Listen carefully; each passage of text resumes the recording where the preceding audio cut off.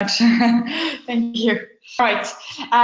Okay. So I was saying I want to first touch base on the quick introduction. So first of all, I just wanted to make you understand why we decided to launch this market report.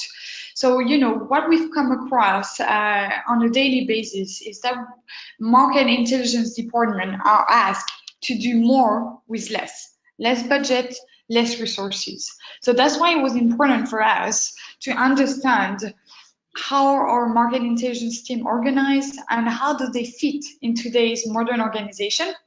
What are the challenges that they face on a daily basis? And there are one aspect we wanted to evaluate in particular is how they evaluate the success of their market intelligence projects and how did they demonstrate the added value across the organization. And the last one is that's the situation today. But what is going to happen tomorrow when new trends make their appearance and change the way we all work today? So what are the trends? What are those trends? So we'll have a look at those. And how those trends will impact from a technological, human, and organizational standpoint. And the idea as well behind was to really provide you with a powerful benchmark so that you can compare your own results and challenges with your peer. You can get inspired by best practices on the market. And finally, I hope that this market report will give you a good understanding of the direction of the market. So really quickly, the methodology. So what is important about this market report is that we have done it was actually divided into two parts. The first one, which is the quantitative part, that was sent out through through a big portion of our customer and prospect database, but we also use some dedicated blog posts to have more respondents. And in total, we received over 120 respondents, so from companies across Europe. And the people that responded are in majority market intelligence managers, market research managers as well. And so they were able to answer this first part through an online survey. And that's what I will present in this first part of the webinar. And the second part, as stated, we wanted to understand, how will the trends really impact the function. So that's why we've selected very carefully some experts, and we will be talking about a few trends such as artificial intelligence, data visualization, the deep and dark web monitoring, internal billing, GDPR, and ESRs, which stand for enterprise social networks. Very quickly, before we deep dive into the question, I wanted to give you like a panorama of the participants. So as you can see, in majority they come from large organizations. So we have 33% of respondents that work in organization over 5,000 employees. In terms of industry, we have two sectors that are highly represented. But the key message I want you to take away is that we have pretty much all industries represented in this report. So the idea is that everyone can identify because there are no industry specific answers. So everyone should be able to relate to it. We ask our respondent, what business line do you report into?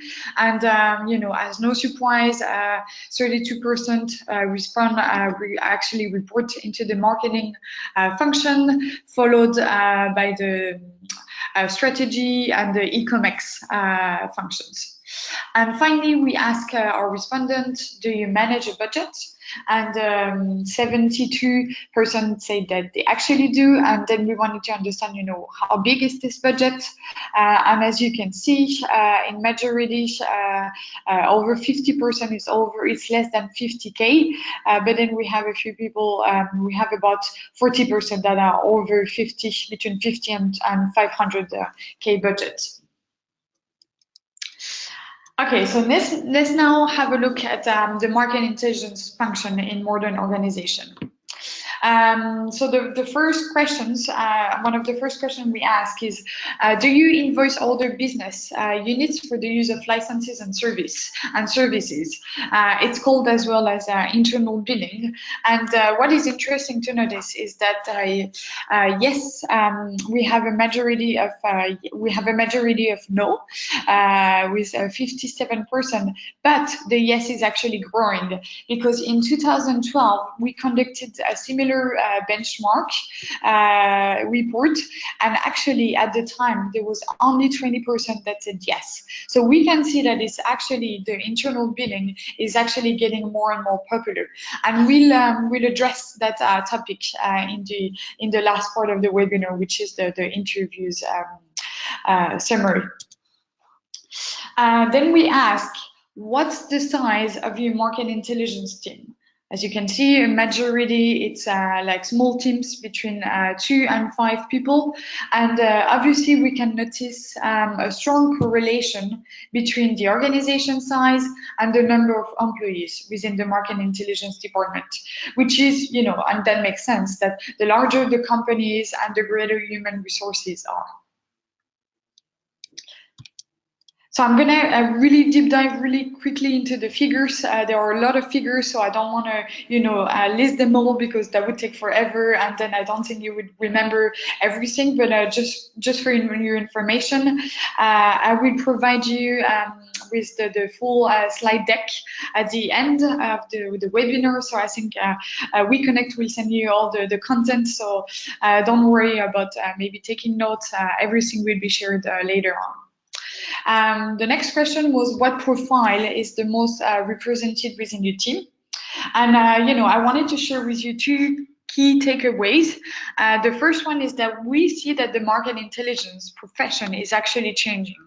As you can see, there's more and more business experts that showcase a dual skill set, which means that they have, on top of their technical expertise, they are as well responsible for carrying on market intelligence duties. And that's something pretty new, because 10 years ago, there would be like, a majority of analyst profile or librarian. Then we ask, are you equipped with market intelligence software?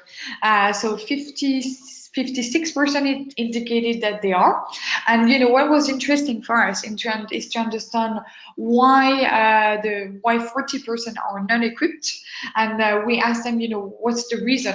And it was a very interesting learning as well, because we understood that the cost is not actually the main roadblock. The biggest fear is really to have to assign someone full-time to its setup and maintenance, and that's what worries market intelligence department. And another reason is they're still not convinced that it brings added value, and they might be already using free tools which give them all satisfaction.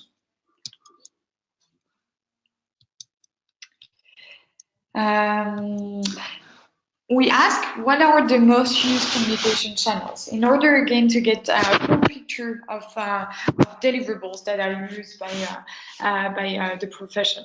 And well, there are 3 key takeaways that I'd like to share with you. The first one is that despite everything we can say about newsletter, like it's kind of out of date, it's an old communication, well, it's still pretty used by market intelligence department. As you can see, it remains the most favorite deliverable.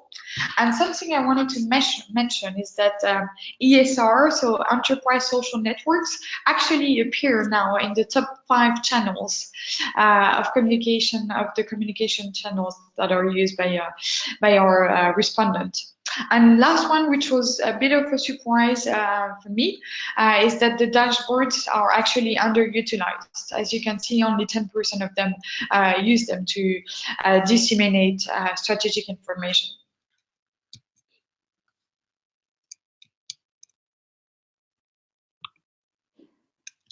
Oops, sorry. And then, exactly, as I was talking about enterprise social network, we ask respondents what enterprise social network do you use? And as you can see, there are 3 top tools that are used, which are SharePoint, Office 365, Yammer, Jive, and Google+. And you can see that Slack is actually getting a lot more traction on the market. Let's now move on to the second part of this webinar, which is understanding what are the challenges that are faced by market intelligence professionals. So the first question we ask, do you analyze the success of your market intelligence activities? And if not, why? What is the reason? And two key takeaways I'd like to share with you. The first one is was a pretty big surprise for us, because we found out that 54% of our respondents actually do not analyze the success of their projects. And another surprise is that actually the methodology is not the issue. The reason why they don't do it is because they've never set any KPIs. They don't really have time to monitor the progress and report, and they don't think they have the right tools to do it. Then, for those that actually measure the success and evaluate it, we ask them, which KPIs do you follow? And there are again 2 key takeaways I'd like to share with you. The first one is actually, I'm going to add a third takeaway. The surprise as well is that our respondents are pretty traditional when it comes to choosing KPIs. As you can see, one of the top KPIs is actually the number of deliverables that was created this year. We can see that there are some pretty basic KPI, like such as the opening rate, the number of readers, number of connections, etc. Another thing that was a bit striking for me is to see that monetary KPIs, so it's all the KPIs that are related to money and revenue, are in general poorly utilized by market intelligence departments. So let me give you an example. We saw in a previous question that 42% of market intelligence department actually have implemented an internal billing process within their organization, but they are only 3% that are using this revenue generated as a KPI. And second of all, the second surprise was all the KPIs that are related to time management. Again, they are very, underutilized. As you can see, there's only like 4% people that actually measure the time that was saved thanks to the automation of, the different tasks. And it's a bit of a shame, because that's great KPIs to actually really demonstrate, your value and how much you're saving money to the company, or actually how much you're contributing to the revenue. So then we were a bit intrigued, if only 40% actually evaluate the success of the MI project, is it because the management doesn't actually require reporting? And the answer is yes. There's only 27% of management that require a reporting on market intelligence activities. So that explains, why this previous number was so low, actually. Then, we ask our participants if they would rather say that your management recognizes your added value and expertise. 2 key takeaways. The first one is that, in general, they think their value is pretty much recognized, 43% for 43% of them, and we only have actually 16% of negative answers. Then there's a more balanced answer, which is for 53%, because they actually indicate that it depends on the stakeholders they engage with. So it's not a yes, it's not a yes, it's not a no. It actually depends on who you engage with.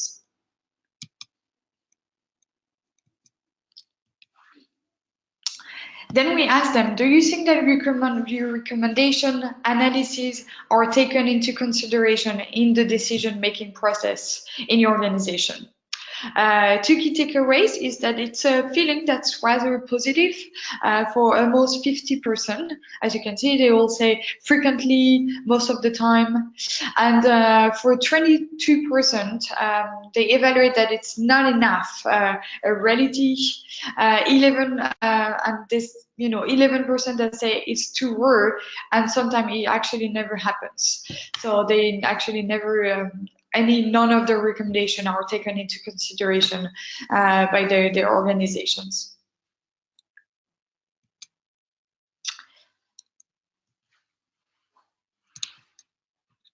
Then we ask, what are your current challenges? As you can see, the challenge that stands out the most is get business expert to use the information provided. And that's a bit of a paradox because, if you recall the last question, there were a majority to actually indicate that they feel that their recommendations are frequently used by the organization. And now they actually say that their biggest struggle is to get business experts to use the information that they are provided with.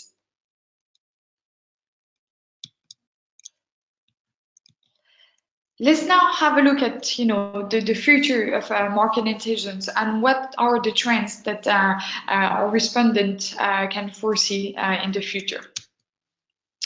So the first question was really to understand what are the trends that you already see arise. So those trends that are actually in the process of happening. And as you can see, for 2/3 of the respondents, the present, the trend that is having the most impact at the moment is that market intelligence department have to emphasize further their expertise. And the biggest, one of the biggest challenge is for them to actually stand apart from this image of simple information collection, and they have to be more included in strategic decisions.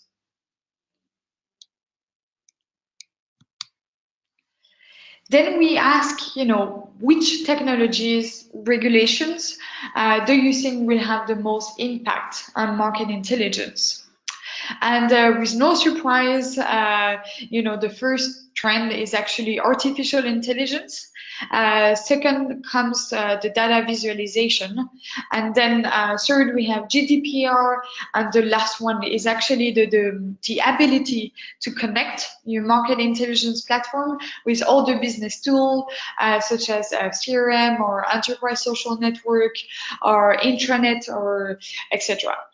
And so yes, the big winner is the two big winners are actually AI and database.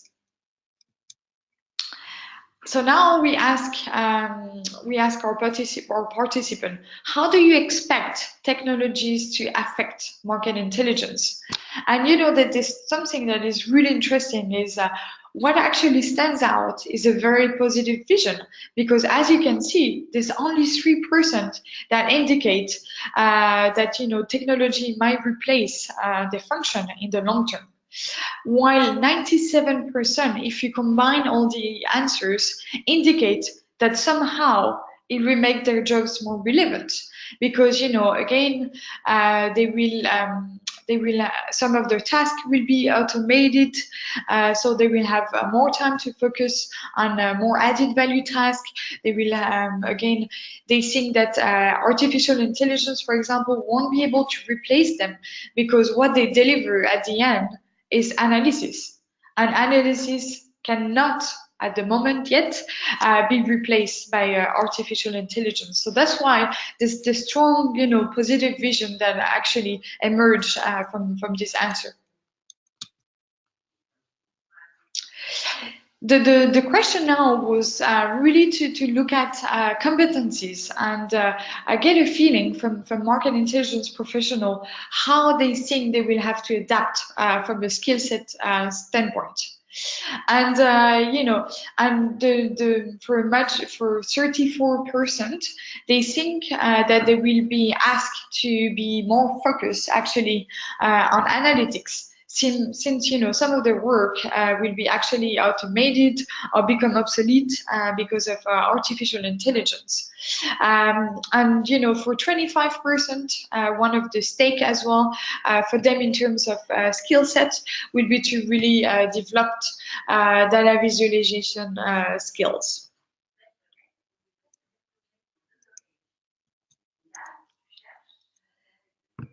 And now we ask, how do you think that the structure of the market intelligence department will evolve? So what we mean by structure, it's more like the size. Do you think it's gonna expand, remain the same, or decrease, or maybe disappear, right?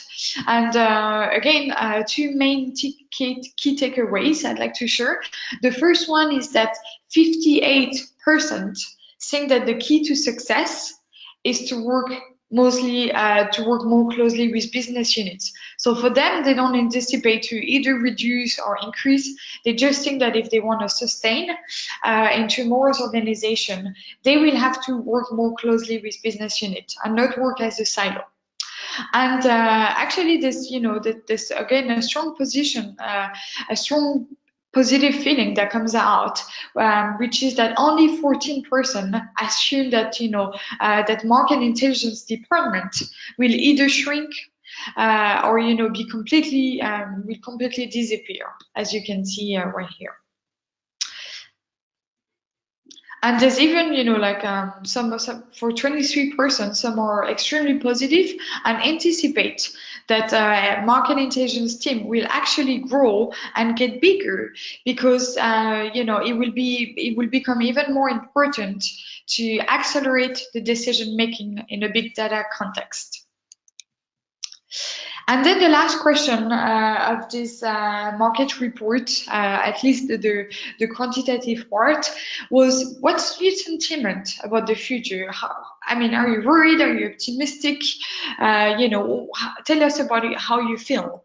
And again, it's a very, very positive vision that stands out, as we have 60% indicating that they are confident that new trends will make the function even more relevant and important. And that's something very interesting because I don't know how it is in your countries, but I know that in France, there's a big debate and a very intense debate going on in France about, the dark effects of our artificial intelligence, that, it could kill, over 1,000 of jobs. But I feel like market intelligence professionals are actually very optimistic about, the effects of artificial intelligence and what it's going to bring to the profession, in the sense that it will make them even more valuable and important to the organization. All right, so now that we have we've had a look at the numbers, and we have understood the feelings of our respondents regarding the trends. So as I stated in the introduction, we have selected a few experts to ask them about some of the technologies we have identified. So how are those trends really gonna impact the function, and why is it the future of market intelligence? So without further ado, I'm gonna speak a little bit more about the enterprise social networks. So it was really long interview. So again, here I've only summarize in a few bullet points the main points that were given by the experts. And yeah, so I wanted to first introduce the expert that we have selected, so which is Maxime Duher. So Maxime actually works for Decathlon, which is a really large retailer, like actually a global retailer, and Maxime is a market intelligence manager. And the reason we've chosen Maxime as an expert is because he's got a strong experience working with enterprise social networks at Decathlon. So the first, one of the first question is why are enterprise social networks actually becoming more popular? And, without giving you a full lecture, there are a few points that actually make sense, which is that nowadays, organizations are becoming more global, which means that they are geographically dispersed teams. So there's a bigger need actually to exchange, share and collaborate on information. And the great thing, the great assets about ESR is that they actually break down all the information, geographical and collaboration barriers.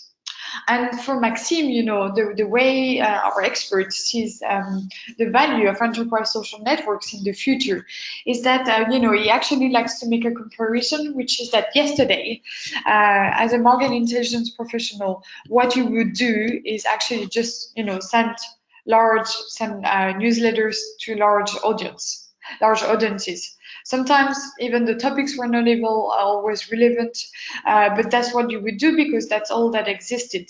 But tomorrow, what is going to become even more important and even more relevant is that you're going to be disseminating the right information to the right communities according to their interests, and this through a variety of channels, including ESR. It doesn't mean that, the newsletter is going to disappear, maybe not, but maybe, you will be disseminating content, like through dashboards, through video, in meetings, and as well on your Yammer or your Google Plus social networks. And that's, for him, what is the future of market intelligence when it comes to ESR. And the great thing is it enables a more granular approach, and it's actually a lot more relevant because you can actually again target audiences by their interest. So for example, if you just want to send out a news in German-speaking countries that are working on the biochemical segment. Well, if you have a community on Yammer that already exists, then it makes sense to share them with. And ask the question: will ESR, so enterprise social networks, become a new deliverable? And again, this is one point of view, and you don't have to take it for granted. Everyone can have different opinions, but Maxime doesn't necessarily think that ESR will become a new deliverable. It will just become a new communication channel to actually deliver and give more visibility to your current deliverables. And he thinks that maybe in the long run, so in about 10 years, it might even replace the newsletters. Let's now move on to the second topic, which is the data visualization and market intelligence. And the expert we have chosen is Alexandra Katachova. And Alexandra is a market intelligence manager working for Softwarecom. Softwarecom is a large consulting firm across Europe. And there were, three information, three key points I'd like to share with you. And the first one is, Alexandra, when Alexandra explained to us why what she thinks is going to change in terms of data viz, one of the things she says that in the future she thinks that one individual in an organization will now get one dashboard. And this is something, this is kind of a big, a small revolution, because we used to have before, like a shared dashboard across organization, across function, across department, across teams. And she thinks that the key to success, and what the future may look like, is that everyone is going to have access to his own dashboard, which he can actually customize. And this is a very important word, the customization, because it means that depending on your audience, depending on your needs, you might want to you will make it as close to your own needs of information. So let's say, for example, if I'm a e-commerce member, I only need like a top view of the situation with like macro information. But if I'm like a more business expert with like an operational role, then what I'm gonna need is a granular view, because I want to deep dive into the information in order to actually analyze it and include it in my thought. So that's why the key is that every individual should now have its own dashboards in the future, and the key to success will be for this dashboard to be highly customizable and as granular as possible. And another thing that she brought to our attention was the fact that maybe what's going to happen in the future is that those dashboards will actually be exported into data visualization tools, like professional one. I'm sure you've already heard of Tableau, for example. And the great thing is that you can have a consolidated view of all the information. So that can include, strategic information coming from your market intelligence software. So all the projects you're monitoring, but that could include as well other data that comes from a market report, a market analysis that was purchased by your firm, and all of this key information will be made available through an actual professional database tool. Let's now talk about the deep and the dark web monitoring. So first of all, before we move on to what is a bit more about the definition, so I wanted to present our expert, which is Nicolas Hernandez. And Nicolas Hernandez is actually the CEO of Aleph Networks. I'm not sure you are familiar with this company, but actually they are actually one of the few companies that can crawl the deep and the dark web. And Aleph is very successful on European markets. They actually work very closely with some public organizations such as the defense and the police, and you will understand why later. So before I explain you why it's important for market intelligence in the future to monitor the deep and the dark web, I wanted to share with you what is the deep and the dark web. So I don't know if you might not know this, but actually there's only 3% of all the content that's available on the web that is actually indexed by Google. And that's what we call the visible web, which is, as you can see, only the emerging part of the iceberg.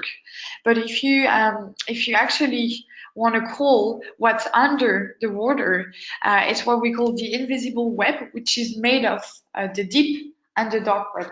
And you need specific technologies to actually be able to call efficiently those areas. So the first question you might ask is, why should it interest market intelligence, and why should they look at this technology in the future? And the first statement is, we actually monitor the web and the social networks. So as we've seen, the visible web. So why don't we monitor the deep and dark web. And this is very interesting, right? Because if you dig a little bit more about the content and the topic, you would actually understand that it covers a lot of risk. You can actually, if you scroll the deep and dark web, you can actually identify a very specific risk. And just to give you an example, for example, you can find risks that are related to countries. You might have manufacturing plants. There are some risks associated to people, most likely like a VIP or like your CEO, for example. Maybe his name and his private address are available on the dark web, and then sometimes there are cyber terrorists that use that information. One important thing as well is the counterfeiting. We have a lot of clients that come across copies of their own products on the dark web and that are being sold half price. So it's important to be able to keep track of that. And without going too much further into the details, there's actually the stealing of information, of confidential information that happens very frequently, where your servers get attacked, and that information actually ends up on the deep and dark web. So that's why there's a big, as you can see, there are a lot of risks that can be associated, and there's a need actually for a central department to be able to map all those risks and then to actually monitor them and in order to better protect yourself against those. And just, because you might be wondering, what are the companies, the industries that are risk? First of all, it's no secret that public entities such as the defense, the army, the police are actually, industries that are very interested in these products. But the second reason is because they are often attacked as well, like public entities, public research centers, because there are warrant of a lot of patents. There's a lot of confidential information that is being stored, so that's important. And the last one, which might come as a surprise, but I would say maybe instead of saying large and strategic companies, I would say companies that generate a lot of revenue, because one of the intent is to actually attack those big companies, because like the terrorists, the cyber terrorists actually know they have money to pay for ransom and etc. So that's why we really think that the deep and dark web part is going to become is probably going to be under the market intelligence responsibility, because again, as a market intelligence professional, it's your role to identify the opportunities but the threats as well, and there are a lot of threats in the deep and dark web. So that's why it's important for you to be able to monitor what is said about you and what they have on you. Let's move on to very expected topic, which is the artificial intelligence. And we wanted to understand, what is going to be the impact concretely on market intelligence professionals. So the expert we've chosen has actually launched his own market intelligence consulting firm, and one of the reasons as well why we chose him is because he's actually worldly studied on the future of market intelligence with artificial intelligence. So we were pretty sure he would have a great insights to share with us. So when we sat down with Fabian, he actually gave us, a few concrete examples of how artificial intelligence is going to empower the whole market intelligence function. So I'm not going to go through all the details. Again, I will provide you with the slide deck at the end, because I see we're already running short on time. But I wanted to highlight a few things that I think are important. First one is really, where I think that AI will have a lot of value is by detecting new sources of information. For MI professional, it will also be able to detect what are the dead links in the different projects, and again, evaluate the relevance of the source according to the query you just entered. Another very interesting aspect is actually the speech to text. As you know, there are a lot of content that cannot be that is difficult to exploit as of today, such as all the audio documents, so like interviews, the videos, and podcasts. But is confident that artificial intelligence would actually, make that content usable for MI professionals. Obviously, a big part will be regarding the content validation. So it's going to be made a lot more easier, automatic validation, which already exists, but is not always very accurate, and will actually be a lot more precise, thanks to the deep learning. When it comes to analytics, there's something interesting. It says that it doesn't expect big, impactful progresses on that side. The only thing it was able to, the only example it was able to give is like the detection of main IDs in a corpus. So for example, like the robot will scan through all the content and will be able to extract key concepts, and then it's going to be a lot easier for you to analyze a high volume of content. And the last part, which is the dissemination, is that is confident again that artificial intelligence will make the dissemination a lot more targeted, because it will analyze what are the users' information needs, what they are interested in reading, and then based on that behavior, it will be pushing content accordingly. And obviously there are two things that are important, and that's already a bit happening, but it's still not developed 100% yet.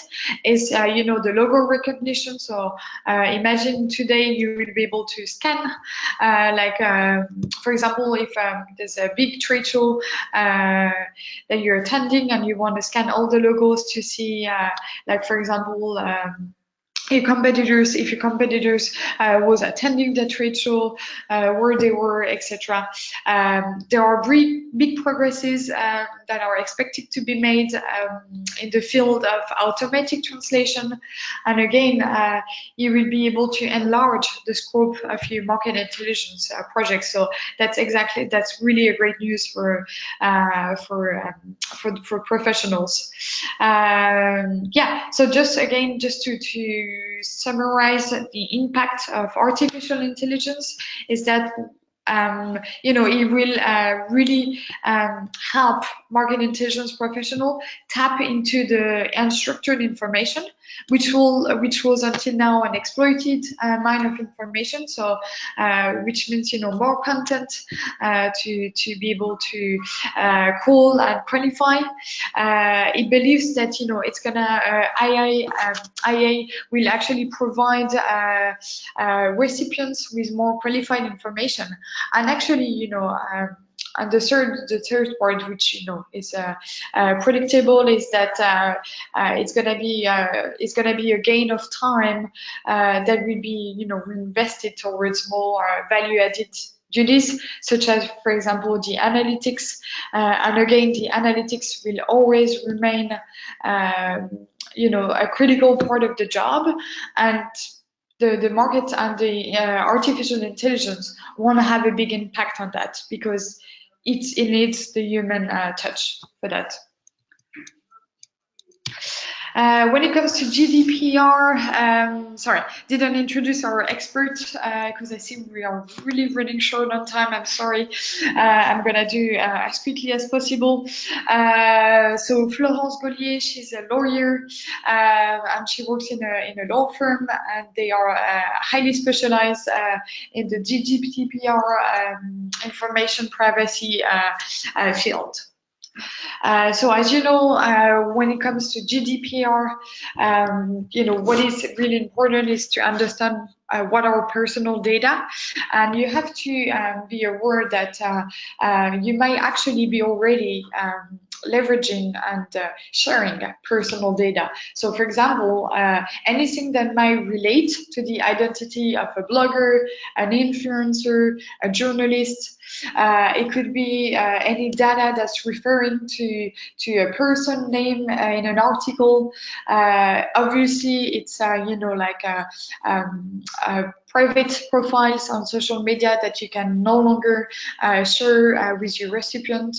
But what is interesting as well is all the data that you collect about the usage of a market intelligence platform, such as what content has this user been viewing, how many times has he connected, when did he connect.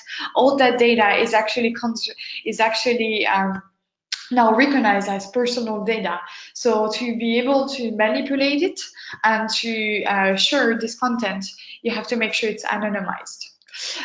So yeah, as a professional, as a market intelligence professional, you have to be first aware of those rules and be careful that you follow some of the principles. So such as the time limited records, you have to show full transparency if there's any data leak.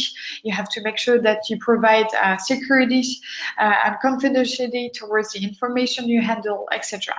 But the good news is that you are not alone in this task, and that's the key message as well that I wanted to give Florence, is that you should speak to your software provider, because they're here to implement, and from a tool standpoint, the GDPR, and provide you with the right rules to make this happen.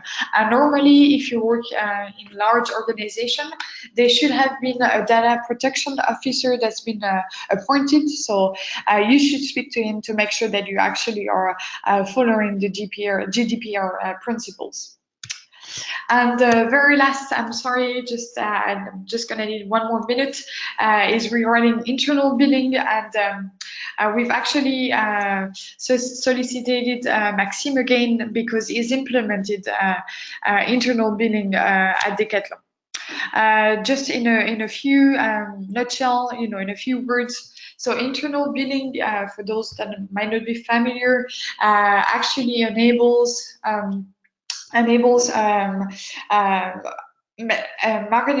marketing intelligence department to invoice other business units. So for example, if they want to invoice marketing or invoice innovation and strategy department for the use of their licenses and services. So actually, internal billing really helps organizations become profit centers, and they can actually measure, the cost, how much do we cost, what's for our services, for our infrastructure, for our tools, if we have any, and how much do we bring in terms of revenue. So how much am I going to charge my business unit, and at the end of the year, how much revenue did I make? And which actually enables MI department to calculate their budget balance. So am I profitable? Do I bring more revenue than I cost, or is it the other way around? And the good thing is it really helps organizations like MI organization become profit centers, which as has been a struggle for some of you in the past. And why we think it's going to be the future of market intelligence is because it will, again, provide you with new KPIs, which you didn't always have before. The first one being the revenue generated. So that's a new way, not only to position your added value, but to say, well, this is how much I'm contributing. This is how much revenue I'm bringing. The second one is really efficiently measuring the satisfaction rate, both at the budget holders and at the user side. And an actual indicator, which is interesting, is the renewal rate, which is, for me, a great testament of the satisfaction you have. If you renew the year after, it means that you were extremely happy with the service that was provided by the market intelligence department. So again, it's another way to position your added value. And then the last one is, Maxime was explaining us that he feels that with internal billing, the projects are actually better aligned, market intelligence projects are actually better aligned to business needs. The reason is because it starts, from a specific needs, and then you set up a specific monitoring, and then it's, a whole specific project is set up. And the whole thing as well, the whole game changer is that it's a paid approach. So not only, business users, they have to pay for this service, right? It's no longer free. They cannot submit as many requests as they want. So it means that, beforehand, they will carefully think about, the projects, what exactly they want to get out of it. And that actually means that, and once, the project has started, they actually, Maxime was telling us that he sees that the users are a lot more involved and committed into the project, into, like reading the deliverables, helping with the validation of the content, which is usually a struggle. So that's why, that's for this reason that is very optimistic about internal billing and the fact that, it will really position the market intelligence department differently within the organization. And I'm finally done. I'm really sorry I've run over a little bit. I don't know if you have any question for me. So I left my email address here in case you wanna write me an email or ask for questions. I wanted to thank you so much for your attention. I hope you found the content interesting and gave you good insight about the current state of the art and what the potential future trends maybe. Thank you very much, Vanessa. There were actually a couple of questions that came up that we could maybe share with you. The first one maybe is very nice as a first introductory question, which was just what findings in your survey did you find most striking or most surprising maybe? Yeah. Well, I guess I would say it's probably the fact that there were only 40% of our respondents that actually evaluate the performance of their CI activities, because that's something we are not familiar with at Digimind, but probably because that's one of the first things we do when we start a market intelligence project with a new client, is understanding what are your KPIs, how are you going to evaluate the success. And this is a key indicator, especially in those times where, market intelligence department are really challenged in their organization. So they have to be able to rely on KPIs to demonstrate how the project is if a project is taking off, etc. So I think that was the most striking finding. Thank you. The second one is a bit more in-depth. You said that the most used tools are newsletters and reports. And the question about this is considering new developments in AI and data visualization, how can a company maintain such sources in a tech-based system, or how can information gathering be digitized? Can you just repeat the beginning? I'm not sure I heard it correctly. Well, if you said that the most used tools are still newsletters and reports, and the question is how can information gathering be digitized or be adapted to these new technologies that are available today? Well, I mean, I didn't, yeah. So, I mean, reports, as you can see, newsletters and reports are actually still very popular in market intelligence department. Mhm. And, you know, information gathering is already a lot digital nowadays. Like, I feel like, you know, most of you are, you know, relying heavily on the web, you know, all the information you can find on the web, or you know, like actually like specific databases. But there's still a big part, and we see it a lot with our clients, that actually comes from offline. So I don't think everything can be digitalized. So what we call like offline sources. For example, if your sales team is going to a trade show, or you know, is visiting a client and he finds out that there's a new product being launched, and actually it can, you know, that's what. So this kind of sources, which are called offline, and they will. I think, you know, whatever, you know, happens to the profession and to digital transformation, I think though this will always remain a key source of information in the future. Thank you. Maybe one last one. Yeah. What role will you as a market intelligence provider play in these developments? Actually, there's the first side, you know, like a very obvious one, which is the technology. So it means, you know, actually really, when we talk about artificial intelligence, obviously at Digimind, we started with our Digimind lab, like machine learning. This is not yet available on the platform because it takes some time. So I think, you know, the first part of the answer is obviously the technology side, and you know, we are as well. We already, you know, enhancing, for example, our data visualization capabilities on the tool, etc. But the second part, which is very important as well for me, is actually the you know, conducting change across the organization. And this is why, you know, for every project we organize, we run, there's always a consulting side, consulting aspect. So not just about the tool itself can be great, but for example, you know, if you don't have the right KPIs at the beginning, you know, your project is set to fail. So that's why we help our clients. You know, we get a lot of requests, for example, on, you know, how can I measure the satisfaction of my users?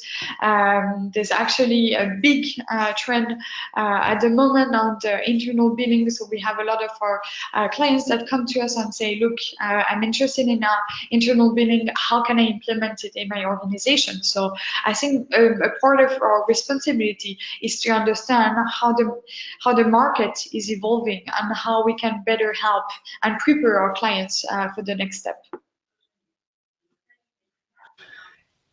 So thank you very much for that as well, for your answering all the questions. I think if there are any more questions, it might be best if you can just get in contact with Vanessa directly.